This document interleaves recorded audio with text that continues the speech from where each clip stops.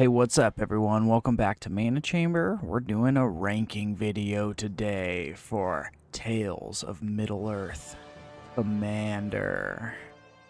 Yep, we're just going to get started right into it. These are my opinions. We're going to see if we can get a best and a worst ranked A, B, C, D, F, school grades, starting with Aragorn, King of Gondor, for 1 white, 1 red, 1 blue, and 1 colorless. Human Noble, 4/4, Vigilance and Lifelink. When he enters the battlefield, you become the Monarch. Whenever he attacks, up to 1 target creature can't block this turn. If you're the Monarch, creatures can't block this turn. I mean, that's pretty good. When he attacks, just creatures can't block if you're the Monarch. So if you have a way to basically maintain the Monarch, that's pretty dang good. I'll throw that in the A tier. I think that's really good. We'll throw it in A tier. Arwen, Weaver of Hope, for 2 green and 1 Elf Noble, 2/1.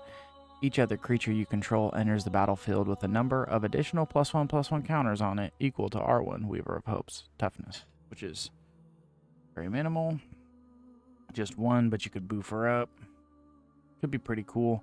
I'm going to give this one a B. It's pretty good. Baragond of the Guard, 1 white and 3. Human Soldier, 3/3. Whenever him or another human enters a battlefield under your control, creatures you control get +1/+1 and gain vigilance until the end of the turn. That's pretty good, especially if you have like multiple triggers of human tokens or something coming out. That could be pretty crazy. Let's say this is also a B. Bilbo, Birthday Celebrant, for a green, a black, and a white, halfling rogue, 2/3. If you would gain life, you gain that much +1 instead. For a green, a black, 1 white, and 2, you can tap him, exile him, search your library for any number of creature cards, put them onto the battlefield, then shuffle. Activate only if you have 111 life or more. He's so something else. I feel like he's tons of fun. How feasible he is, I'm really not sure. Putting all the creatures out, though, that's horrifying. Let's just put him in C. It's like you could get to 111 life if you have enough life gain. Boromir, Gondor's Hope, for a blue, a white, and 2 colorless. Human Warrior, 3/4. Whenever he enters the battlefield or attacks, look at the top 6 cards of your library. You may reveal a human or artifact card from among them and put it into your hand. Put the rest on the bottom of your library in a random order. You get a human or an artifact for him entering. I guess if you flash him, that'd be pretty good. Throw him in like a Brago deck. But as a commander, I feel like this is potentially the weakest one so far. Maybe more functionable than Bilbo, but not as fun. So we're going to give it a D. D for not as fun. Certain, the Shipwright, for a blue, a green, and 3. Elf Noble, 3/4. With Vigilance, he has Secret Council. Whenever he enters the battlefield or attacks, each player secretly votes for a player. Then, those votes are revealed. Each player draws a card for each vote they received.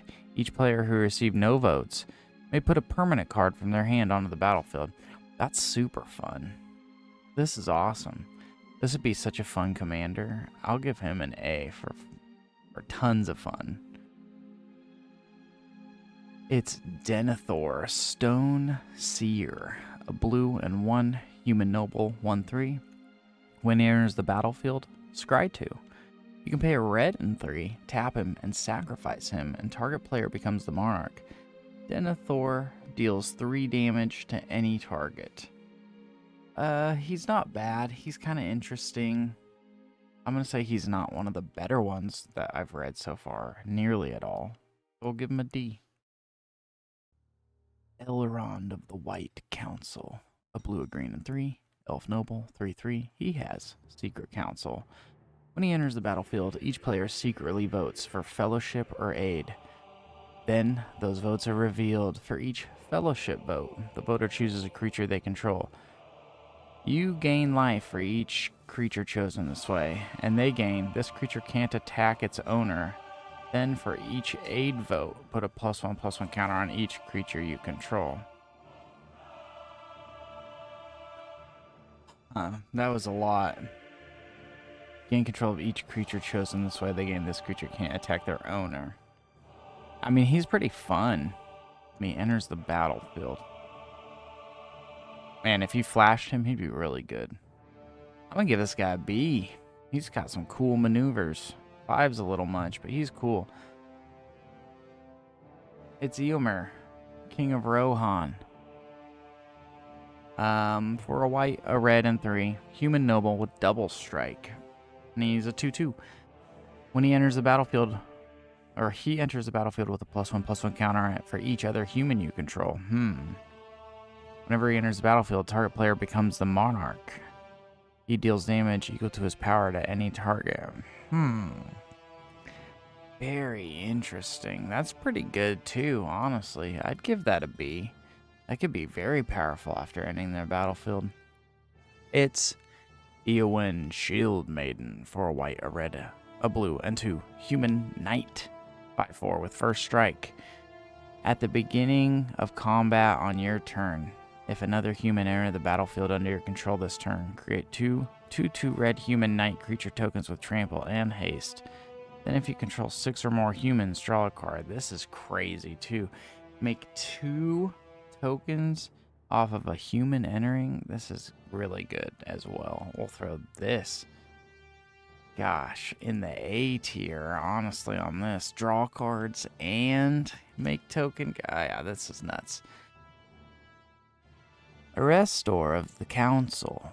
A blue, a green, and 1 elf. Noble 2/4. Whenever players finish voting, each opponent who voted for a choice you voted for creates a treasure token. Use Scry X, where X is the number of opponents who voted for a choice you didn't vote for. Draw the card. Not as powerful as the other kind of votes, and you gotta have Secret Council or other voting things involved. Her players finish voting. Each opponent creates a you voted for creates a treasure. You scry X or the number of opponents who voted for a choice you didn't. Draw a card. I feel like this is the worst card we've read so far. I'm gonna give this an F. Unless I'm missing something out of this. I'm not feeling it as a commander. Faramir, Steward of Gondor, for a blue, a white, and 1. Human Noble, 2/2. Whenever a legendary creature with mana 4 or greater enters the battlefield under your control, you become the monarch. At the beginning of your end step, if you're the monarch, create 2 1/1 white human soldier creature tokens. This Faramir is not nearly as good as the other Faramir, in my opinion. I mean, getting the monarch is nice, getting the draw is nice, and getting the 2 humans is nice. But the other Faramir from the Lord of the Rings, Tales of Middle-earth, is superior to this one.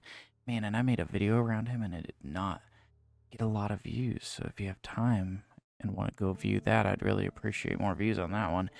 Let's give this guy, he's not bad at all. I'm going to give him a B. The other Faramir's better. It's Farmer Cotton. A white, a green, and X. Halfling Peasant, 1/1. When he enters the battlefield, create X 1/1 white halfling creature tokens and X food tokens. That's a true farmer's ability. It's definitely not bad at all. I kind of dig it. I'm going to give it a C. We got Frodo, Adventurous Hobbit, a black and a white. Halfling Scout, 1/3. He has partner with Sam, loyal attendants. You'll go searching for Sam with vigilance. Whenever he attacks, if you gain 3 or more life this turn, the ring tempts you. Then if Frodo is your ring bearer and the ring has tempted you 2 or more times this game, draw a card. Yeah, not too bad. I mean, he's fine. He's got a little stipulations, but he's fine. He'll be a C. Galadriel, Elven Queen, a blue, a green, and 2 elf noble, 4/5. Will of the Council. At the beginning of combat on your turn, if another elf entered the battlefield under your control this turn, starting with you, each player votes for domination or guidance. If domination gets more votes, the ring tempts you. Then you put a +1/+1 counter on your ring bearer. If guidance gets more votes, or the vote is tied, draw a card. So you get a good chunk of draw, or you might make your ring bearer stronger, which is, I guess, good, but also, like, I feel like bad because you want your ring bearer to swing through, and the lower the better. I don't know. This one's weird. I say this is one of the worser ones in here too. I'm gonna give this NF tier for this set. Gandalf, Westward Voyager, a blue, a green, and 3. Avatar, Wizard, 5/5. Whenever you cast a spell with mana value 5 or greater, each opponent reveals the top card of their library. If any of those cards share a card type with that spell, copy that spell. You may choose new targets for the copy, and each opponent draws a card. Otherwise, you draw a card. That's kind of crazy. I'm a mixed bag with this one, though. I'm going to throw it in the D tier because it's feeling a little mixy-woozy in my gut. Gilrain, Dundane Protector for a white and 2, Human Noble, 2/3 with pay 2, tap, exile another target creature you control. You may return that card to the battlefield under its owner's control. If you don't, at the beginning of your next end step, return that card to the battlefield under its owner's control with a vigilance counter and a lifelink counter. So you can either immediately bounce it back, or you can like wait a smidge to bounce it back and give it extra buffs. This is kind of cool. Partnered with some of these other commanders that we've seen, it would be wicked mean. But as a commander itself with all white, I mean, it would be really good because I like bounce that works well. And that was a bounce that works well. So for B, for bounce that works well. Gimli of the Glittering Caves, a red and 2, dwarf warrior 1/1 with double strike. Whenever another legendary creature enters the battlefield under your control, put a +1/+1 counter on Gimli of the Glittering Caves. Whenever he deals combat damage to a player, create a treasure token. I don't know. He's okay. Another legendary creature. Makes treasure double strikes good. You'd need a heavy legendary deck, which, I mean, is doable. In all red, I'm going to give this a D as well, I think, though, because I don't know. Just did. Golem, Obsessed Stalker, a black and 1, halfling horror, 1/1. With Skulk, this creature can't be blocked by creatures with greater power. At the beginning of your end step, each opponent deals combat damage this game by a creature named Golem Obsessed Stalker loses life equal to the amount of life you gain this turn. So you want to gain a bunch of life. You're basically going to hit him. So a heavy life gain with hitting. Kind of weird, kind of fun. I'm going to give this a C. Maybe a D, but it's a C. Grima, Saruman's Footman, a black, a blue, and 2. Human Advisor. He's a 1/4. He can't be blocked. Whenever he deals combat damage to a player, that player exiles cards from the top of their library until they exile an instant or sorcery card. You may cast that card without paying its mana cost. Then that player puts the exiled cards that weren't cast this way on the bottom of their library in a random order. That's pretty awesome. I think this is super dope. I'm going to put this in A tier. This is a really good Grima. The Grima in the other set is not so good. It's Guaiher, Greatest of the Eagles. I don't know if I said that right. It's a white and 4, Bird Noble, 5/5 with flying. Whenever he attacks, target attacking creature gains flying until the end of the turn. That's nice. At the beginning of each end step, if you gain 3 or more life this turn, create a 3/3 white bird creature token with flying, and whenever this creature attacks, target attacking creature gains flying until the end of the turn. Wow, that's kind of crazy. Go life gain with this, make tokens, give flying. 5 is expensive. Otherwise, it's super nasty. I'll give it a B for being a little expensive. Halder, Lorien Lieutenant for a green and X, Elf Soldier, 0/0. He enters the battlefield with X +1/+1 counters on it. Vigilance, a green and 5. Until the end of the turn, other elves you control gain Vigilance and get +1/+1 for each +1/+1 counter on Halder. That's pretty cool. You could do some wild stuff. You'd want to probably put it out towards more endgame, or like if you have tons of ramp and elves. I mean, elves can do that. Or if he dies, just get him out for bigger. I don't know. It's pretty good. For elf tribal, it's really good. I think I'll give it a D, though. I guess, from my opinion. Maybe it's just my flavor. It's Legolas Greenleaf. A green and 2 elf archer, 2/2 with reach. He can't be blocked by creatures with power 2 or less. Whenever another legendary creature enters the battlefield under your control, put a +1/+1 counter on him.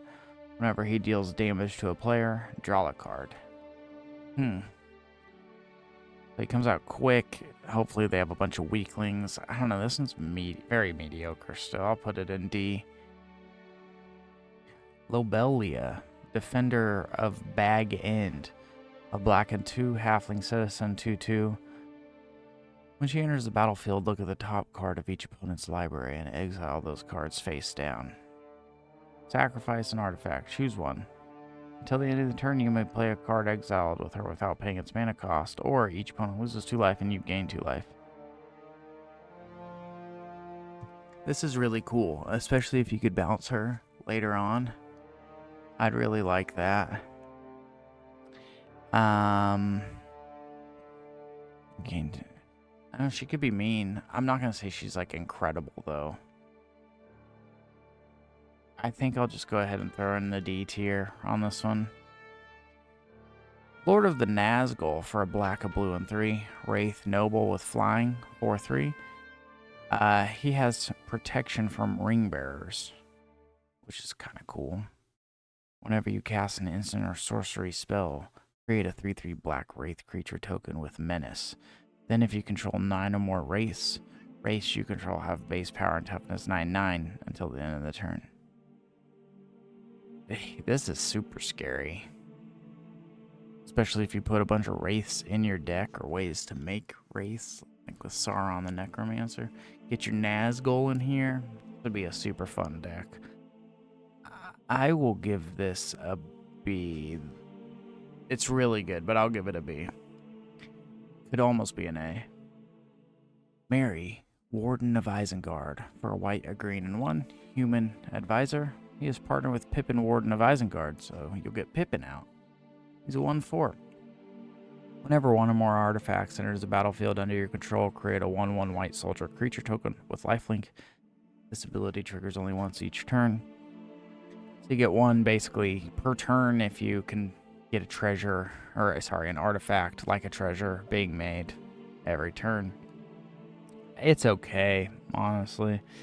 I'm going to throw it in the D tier, I think. Almost F. Almost F. It's Monstrosity of the Lake, a blue and 4. Kraken, 4/6. When he enters the battlefield, you may pay 5 Gs. If you do, tap all creatures your opponents control, then put a stun counter on each of those creatures. He has land cycling too. This is ridiculously expensive if you want to do its ability. 4/6. It's already a 5 drop. So what is that? A 10 drop for some... Wow. Okay. He just comes out last. It's the last thing you do, and you win the game. F tier for me, I think. I mean, it could be super powerful, but in this, it's an F tier. It's Pippin, Warden of Isengard, a green and black. Halfling Advisor, 2/2. He's partnered with Mary, Warden of Isengard. You can pay 1, tap him, and create a food token. You can tap him and sacrifice 4 food tokens. And other creatures you control get +3/+3 and gain haste until the end of the turn. He's pretty weak too. I think he will go in the F tier. He's worse than Mary. Radagast, Wizard of Wilds, a blue, a green, and 2. Avatar Wizard, 3/5 with Ward 1. Beasts and birds you control have Ward 1. Whenever you cast a spell with mana value 5 or greater, choose one. Create a 3/3 green beast creature token. Create a 2/2 blue bird creature token with flying.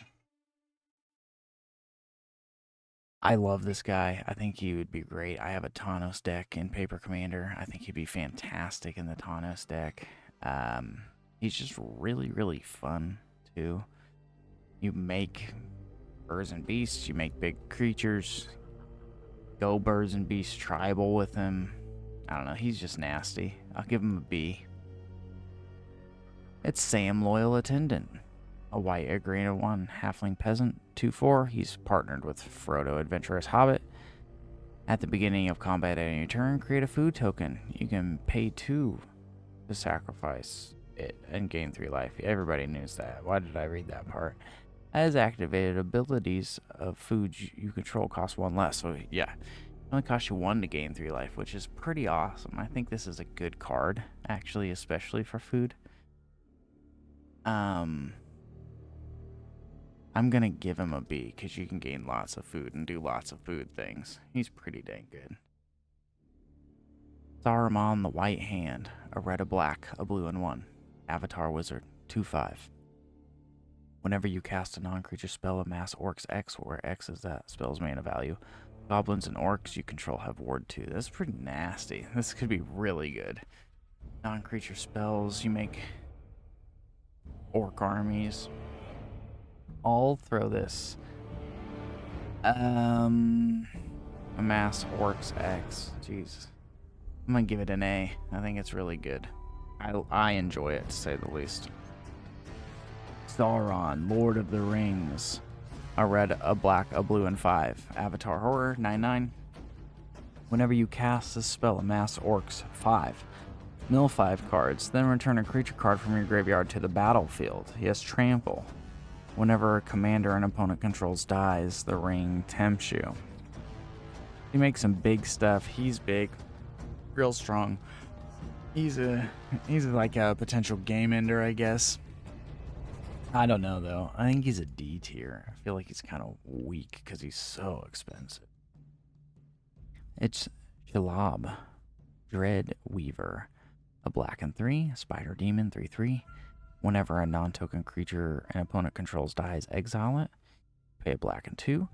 Put a creature card exiled with it into its owner's graveyard and put 2/+1 counters on Shelob and draw a card. You can pay a black, a 1, and X, and put target creature card with mana value X exiled with it onto the battlefield under your control. I don't know, that's pretty fun. Not remarkable, but I will give it a C, because I mean, I dig it. I also really like just black in general, unfortunately, sometimes. The Balrog of Moria. A red, 2 black, and 4 Avatar Demon, 8/8, with Trample and Haste. When he dies, you may exile it. When you do, for each opponent, exile up to 1 target creature that player controls.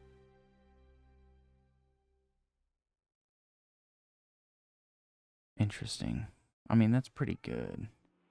Whenever you cycle to create, or whenever you cycle him, create 2 treasure tokens, so you can just discard him. He's super mediocre as well. I'm gonna give him an F. F tier. It's the Gaffer, a white and 2, halfling peasant, 2/3. At the beginning of each end step, if you gained 3 or more life this turn, draw a card. I mean, that's not bad. Definitely not bad. He's gonna go C tier because of the draw, and I mean, you're gaining life. It's Treebeard, Gracious Host. A white, a green, and 2 Treefolk, 0/5, with Trample and Ward 2. Whenever he enters the battlefield, create 2 food tokens. Whenever you gain life, put that many +1/+1 counters on target halfling or Treefolk.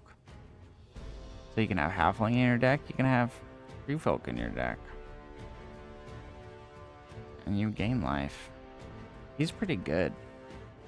I think I'll throw him in the B tier. He seems like he could be a really fun commander. So, there you have it, folks. That's my ranking for all the Lord of the Rings, or not Lord of the Rings, rewind. For all the Tales of Middle-earth commanders that you could possibly play with. Now we gotta pick a best and a worst. Let's start with worst. I feel like that's always the best one to go with for me. We're going with Monstrosity of the Lake. Great game ender, but geez, that is so expensive. When are you gonna do it? I guess if you have tons of ramp. It's not for me, dog. Alright, we're gonna go with best commander.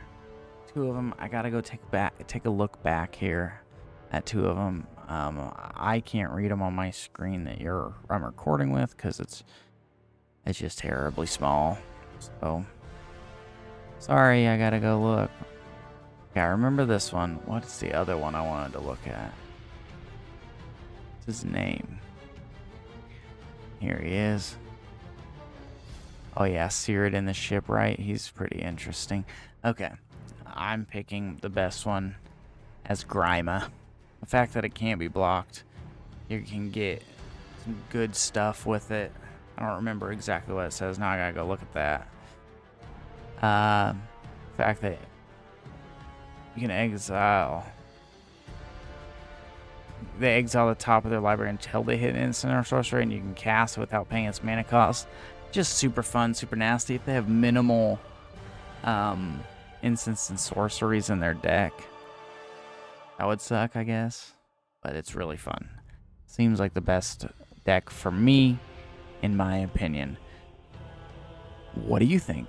Who's the best commander in your opinion from the Tales of Middle-earth Commander? Who's the worst commander in your opinion from Tales of Middle-earth Commander? Unfortunately, none of these can be played in Arena. I think that's kind of sad for me, but that's the way it is. Thanks for stopping by the video. If you want to subscribe to the channel, if you made it this far, I would really appreciate it. I'm trying to get to 100 subscribers by the end of October.